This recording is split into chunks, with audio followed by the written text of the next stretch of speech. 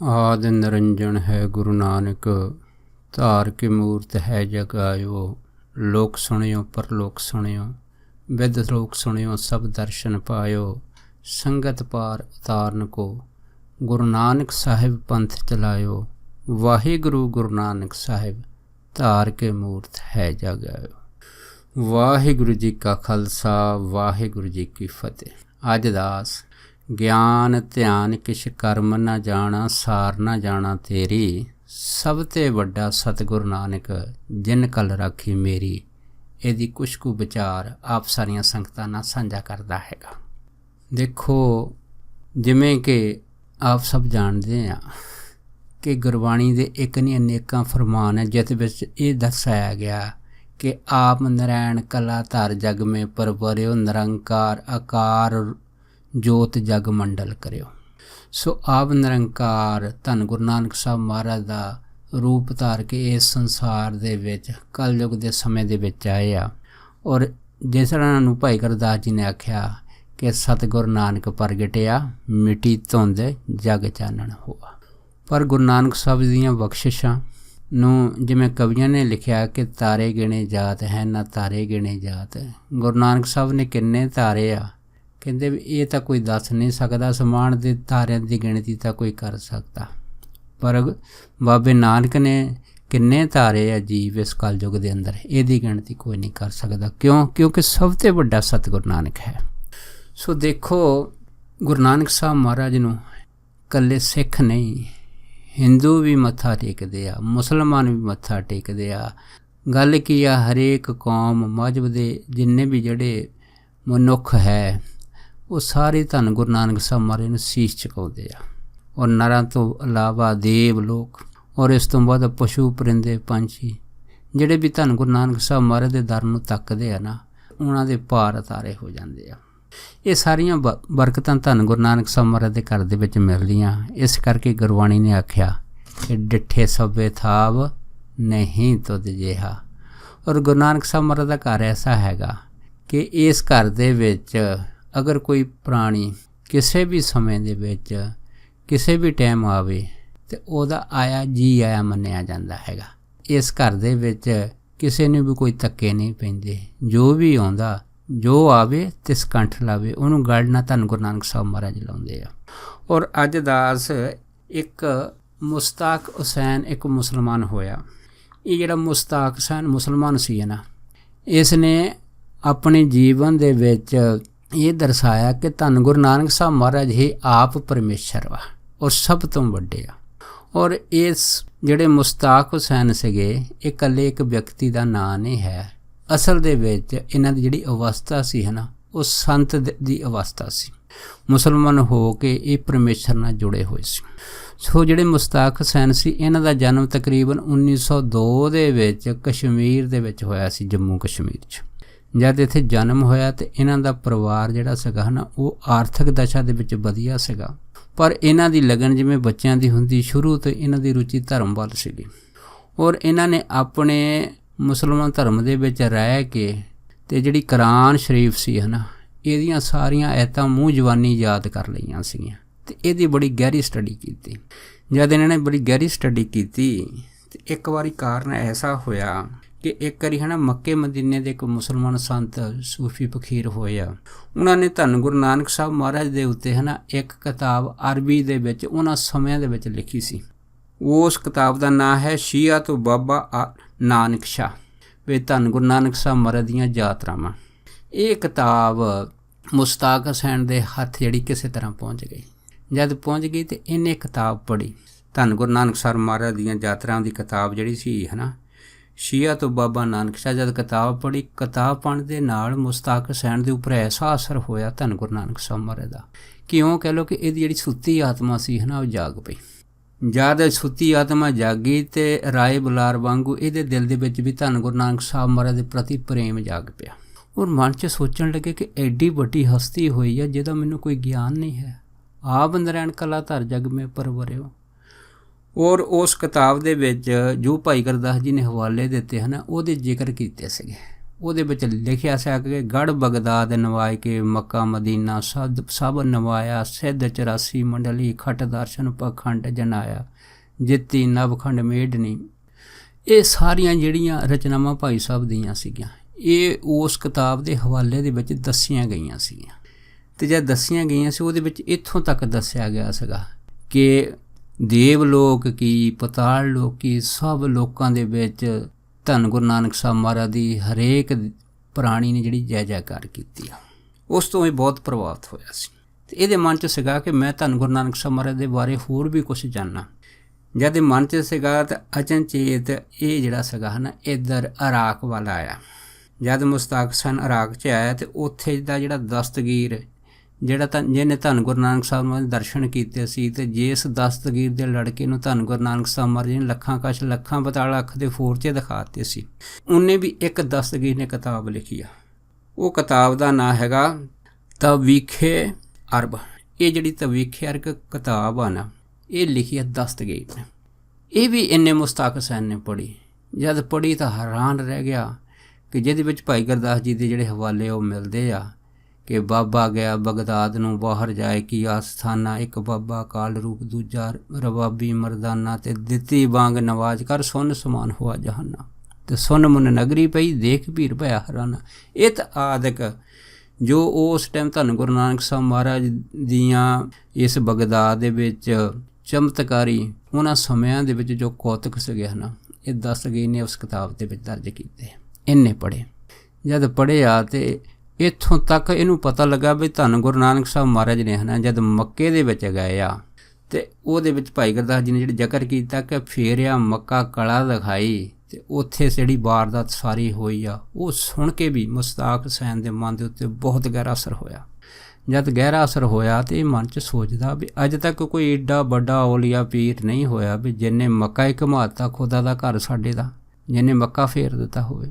ਔਰ ਜਦ ਇਹ ਸੋਚ ਰਿਹਾ ਸੀ ਫਿਰ ਇਹਦੇ ਮਨ ਦੇ ਵਿੱਚ ਆਇਆ ਵੀ ਅਗਰ ਧੰਨ ਗੁਰੂ ਨਾਨਕ ਸਾਹਿਬ ਮਹਾਰਾਜ ਆਪ ਅੱਲਾਹ ਪਾਕ ਹੈ ਤਾਂ ਅੰਤਰਜਾਮੀ ਹੈ, ਇਹ ਤਾਂ ਸਾਡੀ ਕੁੱਲ ਖੁਦਾਈ ਇਸ ਚੀਜ਼ ਨੂੰ ਮੰਨਦੀ ਆ, ਅਤੇ ਇਹ ਜਿਹੜਾ ਮੱਕਾ ਫੇਰਿਆ ਹੈ ਨਾ ਇਹਦੇ ਮਾਰੇ ਮੇਰੇ ਪ੍ਰਤੀ ਮੇਰੇ ਮਨ ਦੇ ਅੰਦਰ ਕੁਛ ਸ਼ੰਕੇ ਆ ਅਤੇ ਮੈਂ ਦੇਖਣਾ ਚਾਹੁੰਦਾ ਵੀ ਗੁਰੂ ਨਾਨਕ ਸਾਹਿਬ ਮਹਾਰਾਜ ਨੇ ਮੱਕਾ ਕਿਵੇਂ ਫੇਰ ਦਿੱਤਾ।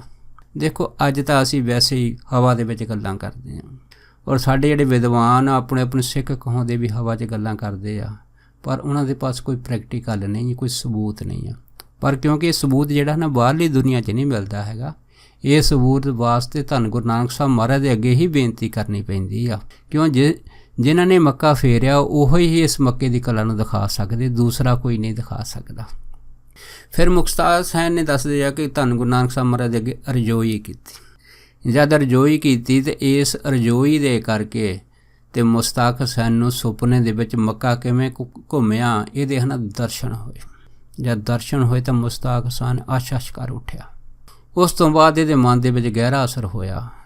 ਜਦ ਗਹਿਰਾ ਅਸਰ ਹੋਇਆ ਤਾਂ ਇਹਨੇ ਆਪਣੇ ਪਿਤਾ ਨਾਲ ਗੱਲ ਕੀਤੀ ਕਿ ਮੈਂ ਜੋ ਦੇਖਣਾ ਸੀ ਦੇਖ ਲਿਆ, ਇਸ ਕਰਕੇ ਮੈਂ ਹੁਣ ਜਿਹੜਾ ਇਸਲਾਮ ਧਰਮ ਆ ਇਹਦਾ ਤਿਆਗ ਕਰਕੇ ਅਤੇ ਮੈਂ ਹੁਣ ਸਿੱਖ ਬਣਨਾ ਚਾਹੁੰਦਾ ਹੈਗਾ। ਅਤੇ ਜਦ ਇਹ ਜਿਹੜੀ ਸੀ ਹੈ ਨਾ ਗੱਲਬਾਤ ਇਹਨੇ ਆਪਣੇ ਪਿਤਾ ਨਾਲ ਸਾਂਝੀ ਕੀਤੀ ਅਤੇ ਇਹਦੇ ਪਿਤਾ ਨੇ ਮੁਸ਼ਤਾਕ ਹੁਸੈਨ ਦੇ ਮੱਥੇ ਦੇ ਉੱਤੇ ਜੋ ਲਿਖਿਆ ਸੀ ਸਾਰਾ ਪੜ੍ਹ ਲਿਆ, ਕਿਉਂਕਿ ਉਹ ਵੀ ਕਾਫੀ ਧਰਮ ਦੇ ਅੰਦਰ ਬਹੁਤ ਖੋਜੀ ਸੀਗੇ। ਉਹਨਾਂ ਨੇ ਮੁਸ਼ਤਾਕ ਨੂੰ ਆਖਿਆ ਵੀ ਗੱਲ ਠੀਕ ਆ, ਗੁਰੂ ਨਾਨਕ ਸਾਹਿਬ ਦੀ ਸਿੱਖੀ ਜਿਹੜੀ ਹੈ ਨਾ ਸ਼ਰਧਾਲੂ ਦੇ ਰੂਪ ਦੇ ਵਿੱਚ ਅਸੀਂ ਅਪਣਾ ਸਕਦੇ ਹਾਂ। ਗੁਰੂ ਸਾਹਿਬ ਕਦੇ ਨਹੀਂ ਕਹਿੰਦੇ ਹੈਗੇ ਕਿ ਭਾਈ ਤੂੰ ਸਿੱਖ ਬਣ। ਗੁਰੂ ਸਾਹਿਬ ਦੇ ਸਿੱਖ ਤਾਂ ਮੁਰੀਦ ਹੈ, ਮੁਸਲਮਾਨ ਵੀ ਹੈ, ਅਤੇ ਲੇਕਿਨ ਗੁਰੂ ਸਾਹਿਬ ਨੇ ਕਿਸੇ ਨੂੰ ਵੀ ਜਿਹੜਾ ਹੈ ਨਾ ਆਪਣੇ ਧਰਮ ਦੇ ਵਿੱਚ ਇਹ ਨਹੀਂ ਆਖਿਆ ਕਿ ਤੁਸੀਂ ਸਿੱਖ ਬਣੋ। ਅਸੀਂ ਤਾਂ ਗੁਰੂ ਸਾਹਿਬ ਦੀਆਂ ਗੁਣਾਂ ਨੂੰ ਬਖਸ਼ਿਸ਼ਾਂ ਨੂੰ ਦੇਖ ਕੇ ਹੀ ਉਹਨਾਂ ਦੇ ਅਨੁਯਾਈ ਹੋਏ ਹਾਂ। ਰਾਏ ਬੁਲਾਰ ਜੀ ਗੁਰੂ ਨਾਨਕ ਸਾਹਿਬ ਮਹਾਰਾਜ ਦੇ ਸ਼ਾਗਿਰਦ ਰਹੇ, ਸ਼ਰਧਾਲੂ ਰਹੇ, ਪਰ ਗੁਰੂ ਸਾਹਿਬ ਉਹਨਾਂ ਨੇ ਇਹ ਨਹੀਂ ਆਖਿਆ ਕਿ ਤੁਸੀਂ ਸਿੱਖ ਬਣੋ, ਜਦ ਕਿ ਉਹ ਵੀ ਗੁਰੂ ਨਾਨਕ ਸਾਹਿਬ ਮਹਾਰਾਜ ਦੇ ਚਰਨਾਂ ਦੀ ਧੂੜ ਮੰਗਦੇ ਰਹੇ ਆ। ਇੱਕ ਨਹੀਂ ਅਨੇਕਾਂ ਇਸ ਤਰ੍ਹਾਂ ਹੋਏ ਆ। ਇਸੇ ਤਰ੍ਹਾਂ ਇਹ ਸਾਰਾ ਜੋ ਪ੍ਰੇਮ ਦਾ ਸਿਲਸਿਲਾ ਇਹ 10 ਪਾਤਸ਼ਾਹਾਂ ਤੱਕ ਚੱਲਦਾ ਰਿਹਾ ਹੈਗਾ। ਗਣੀ ਖਾਂ, ਨਬੀ ਖਾਂ, ਆਪ ਸਾਰੀਆਂ ਸੰਗਤਾਂ ਜਾਣਦੀਆਂ, ਪੀਰ ਬੁੱਧੂ ਸ਼ਾਹ, ਵੱਡੇ ਵੱਡੇ ਨਾਮ ਜਿਹੜੇ ਆ ਆਪਾਂ ਲੈ ਸਕਦੇ ਹਾਂ, ਅਤੇ ਸਾਈਂ ਮੀਆਂ ਮੀਰ ਜਿਹਨਾਂ ਨੇ ਦਰਬਾਰ ਸਾਹਿਬ ਦੀ ਨੀਂਹ ਰੱਖੀ ਆ। ਸੋ ਸਾਰੇ ਹੀ ਜਿਹੜੇ ਗੁਰੂ ਸਾਹਿਬ ਦੇ ਸ਼ਰਧਾਲੂ ਸੀ, ਗੁਰੂ ਨਾਨਕ ਸਾਹਿਬ ਮਹਾਰਾਜ ਦੇ ਸਭ ਸ਼ਰਧਾਲੂ ਆ। ਇਸ ਤਰ੍ਹਾਂ ਮੁਸ਼ਤਾਕ ਹੁਸੈਨ ਨੂੰ ਇਹਦੇ ਪਿਤਾ ਨੇ ਜਿਹੜਾ ਸੀ ਇਹ ਗੱਲ ਸਮਝਾਈ। ਜਦ ਸਮਝਾਈ ਆ ਤਾਂ ਫਿਰ ਮੁਸ਼ਤਾਕ ਹੁਸੈਨ ਕਹਿਣ ਲੱਗਾ ਵੀ ਚਲੋ ਠੀਕ ਆ, ਪਿਤਾ ਦੀ ਗੱਲ ਹੈ, ਕਿਉਂਕਿ ਅਸੀਂ ਸ਼ੁਰੂ ਤੋਂ ਹੀ ਜਿਹੜੇ ਹਨ ਇਸ ਤਰ੍ਹਾਂ ਮੁਸਲਮਾਨ ਘਰਾਣੇ ਵਿੱਚ ਜਨਮ ਹੋਇਆ, ਸਾਡੀ ਬਰਾਦਰੀ ਵਾਲੇ ਸਾਨੂੰ ਕੀ ਕਹਿਣਗੇ। ਪਰ ਫਿਰ ਵੀ ਜਿਹੜਾ ਸੀ ਮੁਸ਼ਤਾਕ ਹੁਸੈਨ ਜਿਹੜਾ ਸੀਗਾ ਨਾ, ਇਹ ਕਹਿਣ ਲੱਗਾ ਕਿ ਮੈਂ ਗੁਰੂ ਨਾਨਕ ਸਾਹਿਬ ਮਹਾਰਾਜ ਤੋਂ ਬਹੁਤ ਜ਼ਿਆਦਾ ਪ੍ਰਭਾਵਿਤ, ਇੰਨਾ ਪ੍ਰਭਾਵਿਤ ਹਾਂ ਕਿ ਮੈਂ ਆਪਣਾ ਮਨ ਤਨ ਸਭ ਕੁਛ ਧੰਨ ਗੁਰੂ ਨਾਨਕ ਸਾਹਿਬ ਮਹਾਰਾਜ ਤੋਂ ਵਾਰਦਾ ਹਾਂ। ਜਿਵੇਂ ਭਾਈ ਨੰਦ ਲਾਲ ਜੀ ਨੇ ਦਸ਼ਮੇਸ਼ ਪਿਤਾ ਮਹਾਰਾਜ ਦੀ ਸਿਫਤ ਕੀਤੀ, ਇਸ ਤਰ੍ਹਾਂ ਮੁਸ਼ਤਾਕ ਹੁਸੈਨ ਜਿਹੜਾ ਸੀ ਧੰਨ ਗੁਰੂ ਨਾਨਕ ਸਾਹਿਬ ਮਹਾਰਾਜ ਦੀਆਂ ਸਿਫਤਾਂ ਕਰਦਾ ਨਹੀਂ ਸੀ ਥੱਕਦਾ। ਸੋ ਉਸ ਤੋਂ ਬਾਅਦ ਤਕਰੀਬਨ 26 ਕੁ ਸਾਲ ਦੀ ਜਦੋਂ ਉਮਰ ਹੋਈ ਮੁਸ਼ਤਾਕ ਹੁਸੈਨ ਦੀ, ਉਸ ਤੋਂ ਬਾਅਦ ਇਹ ਗੁਰੂ ਨਾਨਕ ਸਾਹਿਬ ਮਹਾਰਾਜ ਦਾ ਸਿੱਖ ਬਣ ਗਿਆ ਔਰ ਅੰਦਰੋਂ ਪੂਰਨ ਸਿੱਖ ਹੋਇਆ ਹੈ। ਔਰ ਸਿੱਖ ਹੀ ਨਹੀਂ, ਇਹ ਸੰਤ ਪਦਵੀ ਤੱਕ ਆ। ਇੱਕ ਵਾਰ ਇਹਦੇ ਮਨ ਦੇ ਵਿੱਚ ਪਿਆਰ ਦੀ ਐਸੀ ਚੰਗਿਆੜੀ ਸੀ ਹੈ ਨਾ, ਜਵਾਲਿਆ ਭਾਟੇ ਵਾਂਗੂ ਅੰਦਰ ਵੜ ਗਈ ਕਿ ਇਹਨੇ ਧੰਨ ਗੁਰੂ ਨਾਨਕ ਸਾਹਿਬ ਮਹਾਰਾਜ ਦੇ ਚਰਨਾਂ 'ਚ ਰਜੋਈ ਕੀਤੀ ਕਿ ਬਸ ਇੱਕੋ ਹੀ ਮੇਰਾ ਪ੍ਰਸ਼ਨ ਹੈ, ਉਸ ਤੋਂ ਬਾਅਦ ਮੇਰੇ ਸਾਰੇ ਪ੍ਰਸ਼ਨ ਖਤਮ ਆ। ਬਸ ਉਹ ਇੱਕ ਪ੍ਰਸ਼ਨ ਇਹ ਆ ਵੀ ਮੈਂ ਧੰਨ ਗੁਰੂ ਨਾਨਕ ਸਾਹਿਬ ਮਹਾਰਾਜ ਜਦ ਇਹ ਪੰਕਤੀ ਪੜ੍ਹੀ ਆ ਕਿ ਗਿਆਨ ਧਿਆਨ ਕਿਛ ਕਰਮ ਨਾ ਜਾਣਾ, ਸਾਰ ਨਾ ਜਾਣਾ ਤੇਰੀ, ਸਭ ਤੇ ਵੱਡਾ ਸਤਿਗੁਰੂ ਨਾਨਕ ਜਿਨ ਕਲ ਰਾਖੀ ਮੇਰੀ, ਕਿ ਗੁਰੂ ਨਾਨਕ ਸਾਹਿਬ ਮਹਾਰਾਜ ਗੁਰਬਾਣੀ ਦੱਸਦੀ ਹੈ ਕਿ ਸਭ ਤੋਂ ਵੱਡੇ ਆ। ਅਤੇ ਗੁਰੂ ਨਾਨਕ ਸਾਹਿਬ ਮਹਾਰਾਜ ਦਾ ਇਹ ਜਿਹੜਾ ਵੱਡਾ ਵਿਸ਼ੇਸ਼ਤਾ ਹੈਗੀ ਆ ਉਹਨਾਂ ਦੀ ਆਪ ਨਿਰੰਕਾਰ ਦੀ, ਗੁਰੂ ਨਾਨਕ ਸਾਹਿਬ ਮਹਾਰਾਜ ਦਾ ਧਰਤੀ 'ਚ ਆਉਣ ਦੀ, ਮੈਂ ਦੇਖਣਾ ਚਾਹੁੰਦਾ ਹੈਗਾ ਕਿ ਗੁਰੂ ਨਾਨਕ ਸਾਹਿਬ ਮਹਾਰਾਜ ਜਿਹੜੇ ਹਨ ਉਹ ਵਾਕਿਆ ਹੀ ਐਡੇ ਆਪ ਅੱਲਾ ਦਾ ਰੂਪ ਹੈਗੇ ਆ। ਕਿਉਂਕਿ ਸੁਣੀ ਗੱਲ ਔਰ ਅੱਖੀਂ ਦੇਖੀ ਇਹਦੇ ਵਿੱਚ ਕੁਛ ਮਤਭੇਦ ਹੋ ਸਕਦਾ, ਪਰ ਜਦ ਮਨ ਦੇ ਵਿੱਚ ਇਹ ਵਿਚਾਰ ਜਿਹੜੀ ਸੀ ਮੁਸ਼ਤਾਕ ਹੁਸੈਨ ਦੇ ਜਿਹੜੇ ਅੰਦਰ ਚੱਲੀ, ਤਾਂ ਦੇਖੋ ਫੁਰਨਾ ਵੀ ਵਾਹਿਗੁਰੂ ਪੈਦਾ ਕਰਦਾ, ਕਾਰਨ ਵੀ ਉਹੀ ਪੈਦਾ ਕਰਦਾ ਅਤੇ ਜਵਾਬ ਵੀ ਪਰਮੇਸ਼ਰ ਦਿੰਦਾ। ਦੱਸਦੇ ਆ ਕਿ ਜਦੋਂ ਇਹ ਬੇਨਤੀ ਬੜੀ ਗਹਿਰੀ ਮੁਸ਼ਤਾਕ ਹੁਸੈਨ ਦੇ ਅੰਦਰ ਜਿਹੜੀ ਸੀ ਉਹ ਜਵਾਰ ਭਾਟੇ ਵਾਂਗੂ ਉੱਪਰ ਉੱਠੀ ਆ, ਤਾਂ ਫਿਰ ਮੁਸ਼ਤਾਕ ਹੁਸੈਨ ਨੂੰ ਜਿਹੜਾ ਸੀਗਾ ਧੰਨ ਗੁਰੂ ਨਾਨਕ ਸਾਹਿਬ ਮਹਾਰਾਜ ਨੇ ਪ੍ਰਤੱਖ ਸੁਪਨੇ 'ਚ ਦਰਸ਼ਨ ਦਿੱਤੇ। ਉਹ ਦਰਸ਼ਨ ਕੀ ਆ, ਜਿਸ ਦਰਸ਼ਨ ਨੂੰ ਮੁਸ਼ਤਾਕ ਹੁਸੈਨ ਨੇ ਜਿਹੜਾ ਦੱਸਿਆ, ਉਹ ਕਹਿੰਦਾ ਵੀ ਮੈਂ ਬਿਲਕੁਲ ਚੇਤਨ ਸੱਤਾ 'ਚ ਸੀਗਾ, ਸਰੀਰ ਮੇਰਾ ਬਿਲਕੁਲ ਜੜ ਹੋ ਚੁੱਕਾ ਸੀਗਾ, ਲੇਕਿਨ ਮਨ ਆਤਮਾ ਕਰਕੇ ਮੈਂ ਇੱਕ ਐਸੀ ਜਗ੍ਹਾ ਡਾਰੀ ਮਰੀ ਜਿਹੜੀ ਧਰਤੀ ਜਿਹੜੀ ਸੀਗੀ ਉਹ ਇਉਂ ਕਹਿ ਲਓ ਕਿ ਜਿਵੇਂ ਝਿਲਮਿਲ ਝਿਲਮਿਲ ਕਰਦੀ ਪ੍ਰਕਾਸ਼ ਦੀ ਬਣੀ ਹੋਈ ਆ।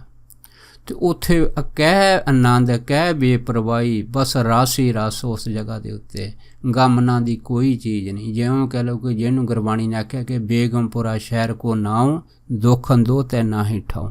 ਐਸੇ ਕਹਿੰਦੇ ਵੀ ਉਸ ਅਸਥਾਨ ਦੇ ਉੱਤੇ ਮੈਂ ਆਪਣੀ ਮਨ ਆਤਮਾ ਕਰਕੇ ਪਹੁੰਚਾ। ਜਦ ਪਹੁੰਚਾ ਤਾਂ ਮੈਂ ਕੀ ਦੇਖਿਆ ਵੀ ਉਸ ਅਸਥਾਨ ਦੇ ਉੱਤੇ ਇੱਕ ਨਹੀਂ ਲੱਖਾਂ ਹੀ ਕਹਿੰਦੇ ਵੀ ਸਾਡੇ ਧਰਮ ਦੇ ਪੀਰ ਸ਼ੇਖ ਅਤੇ ਹੋਰ ਕਹਿੰਦੇ ਵੀ ਜਿੰਨੇ ਵੀ ਜਿਹੜੇ ਸਾਡੇ ਧਰਮ ਦੇ ਅੰਦਰ ਰਹਿਣ ਵਾਲੇ ਕਹਿੰਦੇ ਵੀ ਜਿੰਨੇ ਵੀ ਗੁਰੂ ਆ, ਜਾਂ ਉਹ ਕਹਿੰਦੇ ਵੀ ਜਿਨ੍ਹਾਂ ਨੂੰ ਅਸੀਂ 1.25 ਲੱਖ ਕਹਿੰਦੇ ਆ ਵੀ ਪੀਰ ਪਕੰਬਰ, ਕਹਿੰਦੇ ਵੀ ਸਾਰੇ ਉਸ ਧਰਤੀ 'ਤੇ ਦੇਖ। ਜਦ ਕਹਿੰਦੇ ਸਾਰੇ ਉਸ ਧਰਤੀ 'ਤੇ ਦੇਖੇ ਅਤੇ ਫਿਰ ਕਹਿੰਦੇ ਵੀ ਅਸੀਂ ਕੀ ਦੇਖਿਆ ਕਿ ਉਸ ਧਰਤੀ ਦੇ ਉੱਤੇ ਹਜ਼ਰਤ ਮੁਹੰਮਦ ਸਾਹਿਬ, ਮੂਸਾ ਅਤੇ ਇਬਰਾਹੀਮ, ਗੱਲ ਕੀ ਜਿੰਨੇ ਵੀ ਵੱਡੇ ਤੋਂ ਵੱਡੇ ਇਹਨਾਂ ਦੇ ਮੁਰਸ਼ਦ ਆ, ਸਾਰੇ ਕਹਿੰਦੇ ਵੀ ਉਸ ਧਰਤੀ ਦੇ ਉੱਤੇ ਸਾਨੂੰ ਦਰਸ਼ਨ ਹੋਏ। ਪਰ ਕਹਿੰਦੇ ਵੀ ਅਸੀਂ ਦੇਖਦੇ ਹਾਂ, ਬਹੁਤ ਖੁਸ਼ ਹੁੰਦੇ ਹਾਂ, ਆਨੰਦ ਦੀ ਕੋਈ ਕਹਿੰਦੇ ਵੀ ਸੀਮਾ ਨਹੀਂ ਹੈਗੀ, ਬੇਸ਼ੁਮਾਰ ਆਨੰਦ ਹੀ ਆਨੰਦ ਆ, ਮੌਜਾਂ ਹੀ ਮੌਜਾਂ। ਪਰ ਕਹਿੰਦੇ ਵੀ ਕੀ ਹੋਇਆ, ਇੱਕਦਮ ਕਹਿੰਦੇ ਵੀ ਉਸ ਧਰਤੀ ਦੇ ਉੱਤੇ ਇੱਕ ਬੜਾ ਭਾਰੀ ਖੜਕਾ ਹੋਇਆ। ਜਦ ਬੜਾ ਭਾਰੀ ਖੜਕਾ ਹੋਇਆ ਅਤੇ ਇਹ ਖੜਕੇ ਦੇ ਵਿੱਚ ਜਿਵੇਂ ਅਸਮਾਨੀ ਬਿਜਲੀ ਨਹੀਂ ਫਟਦੀ, ਇਸ ਤਰ੍ਹਾਂ ਇੱਕ ਅਰਸ਼ ਤੋਂ ਕਹਿੰਦੇ ਕੁਰਸ਼ ਤੱਕ ਇੱਕ ਵੱਡੀ ਸਾਰੀ ਜਿਹੜੀ ਸੀ ਉਹ ਲਾਈਟ ਜਿਹੜੀ ਨਿਕਲੀ, ਅਤੇ ਕਹਿੰਦੇ ਵੀ ਉਸ ਧਰਤੀ ਦੇ ਵੱਲੋਂ ਕਹਿੰਦੇ ਵੀ ਉਹ ਲਾਈਟ ਜਿਹੜੀ ਸੀ ਯਕਦਮ ਕਹਿੰਦੇ ਵੀ ਉੱਥੇ ਪਈ, ਅਤੇ ਉਹ ਧਰਤੀ ਜਿਹੜੀ ਸੀ ਉਹ ਕਈ ਗੁਣਾ ਰੋਸ਼ਨ ਹੋ ਗਈ। ਅਤੇ ਇਹ ਰੋਸ਼ਨੀ ਵੀ, ਇਸ ਰੋਸ਼ਨੀ ਦੇ ਵਿੱਚ ਕਹਿੰਦੇ ਵੀ ਅਸੀਂ ਕੀ ਦੇਖਿਆ ਵੀ ਜਦੋਂ ਇਹ ਰੋਸ਼ਨੀ ਪਈ ਅਤੇ ਜਿੰਨੇ ਵੀ ਕਹਿੰਦੇ ਸਾਡੇ ਪੀਰ ਪੈਗੰਬਰ ਸ਼ੇਖ ਕਹਿੰਦੇ ਵੀ ਜਿੰਨੇ ਵੀ ਸਾਡੇ ਔਲੀਏ ਸੀਗੇ, ਸਾਰੇ ਕਹਿੰਦੇ ਵੀ ਉੱਥੇ ਹੱਥ ਜੋੜ ਕੇ ਖੜ੍ਹ ਗਏ। ਤਾਂ ਕੀ ਦੇਖਿਆ, ਉਸ ਕੁਰਸ਼ ਤੋਂ ਕਹਿੰਦੇ ਵੀ ਇੱਕ ਬਹੁਤ ਵੱਡਾ ਜਿਹੜਾ ਸੀ ਦਿਵਯ ਵਿਮਾਨ ਕਹਿੰਦੇ ਵੀ ਹੇਠਾਂ ਨੂੰ ਉਤਰਿਆ, ਅਤੇ ਉਸ ਵਿਮਾਨ ਦੇ ਵਿੱਚ ਧੰਨ ਗੁਰੂ ਨਾਨਕ ਸਾਹਿਬ ਮਹਾਰਾਜ ਬੈਠੇ ਹੋਏ ਆ, ਅਤੇ ਉੱਪਰ ਫੁੱਲਾਂ ਦੀ ਵਰਖਾ ਹੋ ਰਹੀ ਆ। ਅਤੇ ਬਸ ਕਹਿੰਦੇ ਵੀ ਨਾਲ ਹੀ ਕਹਿੰਦੇ ਵੀ ਜੈ ਜੈਕਾਰ ਦੀਆਂ ਧੁਨੀਆਂ ਜਿੰਨੇ ਵੀ ਕਰੋੜਾਂ ਖੰਡ ਬ੍ਰਹਿਮੰਡ ਸਾਰਿਆਂ ਦੇ ਵਿੱਚੋਂ ਕਹਿੰਦੇ ਵੀ ਸੁਣਾਈ ਦੇਣ ਲੱਗ ਪਈਆਂ, ਅਤੇ ਅਸੰਖ ਕਹਿੰਦੇ ਬਾਜੇ ਵੱਜਣ ਲੱਗ ਪਏ। ਤਾਂ ਗੱਲ ਕੀ ਆ, ਬਾਕੀ ਸਾਰੇ ਮੰਡਲ ਇਸ ਤਰ੍ਹਾਂ ਹੋ ਗਏ ਜਿਵੇਂ ਸੂਰਜ ਦੇ ਮੂਹਰੇ ਟਟਿਆਣੇ ਦੀ ਰੋਸ਼ਨੀ ਹੋਵੇ। ਕਹਿੰਦੇ ਵੀ ਜਦੋਂ ਇਹ ਜਿਹੜਾ ਦ੍ਰਿਸ਼ ਸੀਗਾ ਧੰਨ ਗੁਰੂ ਨਾਨਕ ਸਾਹਿਬ ਮਹਾਰਾਜ ਦੇ ਦਰਸ਼ਨਾਂ ਦਾ ਮੈਂ ਤੱਕਿਆ, ਤੇ ਮੇਰੇ ਮੂੰਹੋਂ ਇਹੀ ਜਿਹੜਾ ਸੀ ਵਾਰ-ਵਾਰ ਨਿਕਲਿਆ ਕਿ ਸਭ ਤੇ ਵੱਡਾ ਸਤਿਗੁਰੂ ਨਾਨਕ ਜਿਨ ਕਲ ਰਾਖੀ ਮੇਰੀ। ਬਾਰ-ਬਾਰ ਕਹਿੰਦੇ ਵੀ ਮੈਂ ਵੀ ਨਮਸਕਾਰਾਂ ਕਰ ਰਿਹਾ ਸੀਗਾ। ਕਹਿੰਦੇ ਇਹ ਜਿਹੜੇ ਦਰਸ਼ਨ ਦੁਰਲੱਭ ਸੀ ਧੰਨ ਗੁਰੂ ਨਾਨਕ ਸਾਹਿਬ ਮਹਾਰਾਜ ਦੇ ਕੇ ਮੁਸਤਾਕ ਹਸਨ ਕਹਿਣ ਲੱਗਾ ਕਿ ਇਹ ਮੈਂ ਡਿੱਠੇ ਆ ਗੁਰੂ ਸਾਹਿਬ ਦੀ ਕਿਰਪਾ ਦੇ ਨਾਲ। ਤੇ ਅੱਜ ਕਹਿੰਦੇ ਵੀ ਗੁਰੂ ਨਾਨਕ ਸਾਹਿਬ ਵੀ ਮੇਰਾ ਬਲੀ ਆ, ਮੇਰਾ ਔਲੀਆ ਹੈ, ਮੇਰਾ ਖੁਦਾ ਹੈ, ਮੇਰਾ ਸਭ ਕੁਛ ਗੁਰੂ ਨਾਨਕ ਸਾਹਿਬ ਹੈ। ਤੇ ਮੈਂ ਆਪਣਾ ਤਨ ਮਨ ਧਨ ਸਾਰਾ ਧੰਨ ਗੁਰੂ ਨਾਨਕ ਸਾਹਿਬ ਮਹਾਰਾਜ ਦੇ ਚਰਨਾਂ 'ਤੇ ਨਿਸ਼ਾਵਰ ਕਰ ਦਿੱਤਾ ਹੈਗਾ। ਤੇ ਮੈਂ ਹੁਣ ਧੰਨ ਗੁਰੂ ਨਾਨਕ ਸਾਹਿਬ ਮਹਾਰਾਜ ਦੇ ਗੁਣ ਗਾਉਂਦਾ ਹੈਗਾ। ਚਾਹੇ ਇਹ ਗੁਣ ਜਿਹੜੇ ਆ ਇਹ ਮਨੁੱਖ ਤਾਂ ਇੱਕ ਪਾਸੇ ਦੇਵੀ ਦੇਵਤੇ ਵੀ ਗਾਉਂਦੇ ਆ, ਜਿਵੇਂ ਭਾਈ ਗੁਰਦਾਸ ਜੀ ਦੇ ਕਥਨ ਆ ਕਿ 33 ਕਰੋੜ ਦੇਵਤੇ ਸਾਰੇ, ਇੰਦਰ ਕਮੇਰ ਵਿਸ਼ਨ ਸ਼ਿਵ ਭਾਰੇ, ਗੰਧ ਗੰਧਰਵ ਫਰਿਸ਼ਤੇ ਚਾਰੇ, ਬਾਰ ਦੇ ਰਹੇ ਗੁੰਜਾਰ, ਧੰਨ ਗੁਰੂ ਨਾਨਕ ਤੂੰ ਹੀ ਨਿਰੰਕਾਰ, ਧੰਨ ਗੁਰੂ ਨਾਨਕ ਤੂੰ ਹੀ ਨਿਰੰਕਾਰ। ਸੋ ਦਾਸ ਧੰਨ ਗੁਰੂ ਨਾਨਕ ਸਾਹਿਬ ਮਹਾਰਾਜ ਦੀ ਇੱਕ ਤਿਲ ਮਾਤਰ ਦੀ ਜਿਹੜੀ ਵਡਿਆਈ ਆ ਆਪ ਸਾਰੀਆਂ ਸੰਗਤਾਂ ਦੇ ਨਾਲ ਸਾਂਝਾ ਕਰਦਾ ਹੋਇਆ ਖਿਮਾ ਦਾ ਜਾਚਕ ਵਾ ਜੀ। ਹੋਈਆਂ ਬੇਅੰਤ ਭੁੱਲਾਂ ਚੁੱਕਾਂ ਦੀ ਖਿਮਾ ਬਖਸ਼ਣੀ, ਸੋ ਫਤਿਹ ਬੁਲਾਓ। ਵਾਹਿਗੁਰੂ ਜੀ ਕਾ ਖਾਲਸਾ, ਵਾਹਿਗੁਰੂ ਜੀ ਕੀ ਫਤਿਹ।